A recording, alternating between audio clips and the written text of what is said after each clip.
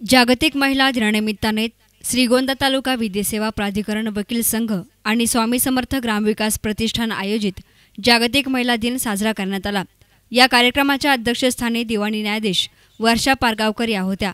या प्रसंगी महिलांवर होणारे कौटुंबिक हिंसाचार, कामावर असलेल्या महिलांना होणारा त्रास, पीडितांना होणारे नुकसान भरपाई आणि देशामध्ये वाढलेल्या भ्रूणहत्या यावर कायदेशीर उपाय आणि कायदे यावर विद्यार्थिनींना मार्गदर्शन करण्यात आलं। आज दिनांक 8 मार्च 2017 रोजी या कॉलेजमध्ये शाळा आणि ज्युनियर कॉलेजमध्ये जागतिक महिला दिनाच्या निमित्ताने आम्ही कार्यक्रम आयोजित केला होता। विधी सेवा समिती तालुका श्रीगोंदा आणि श्रीगोंदा बार असोसिएशनच्या वतीने इथे वेगवेगळ्या कायद्याची माहिती देण्यात आली। सगळ्यात महत्त्वाचं म्हणजे मला वाटतं PCPNDT ॲक्ट हा कायदा आज पुन्हा सांगणं लोकांसाठी किंवा लोकांना त्याची माहिती करून देणं मला जास्त आवश्यक वाटलं, कारण काल परवा आम्ही TV वरती पुन्हा मैजाळची घटना किंवा त्या संदर्भातली बातमी वाचली। इतरही महिलांच्या पद्धतीचे महिलांच्या उपयोगाचे अनेक कायदे आज शिबिरामध्ये चर्चा करण्यात आली।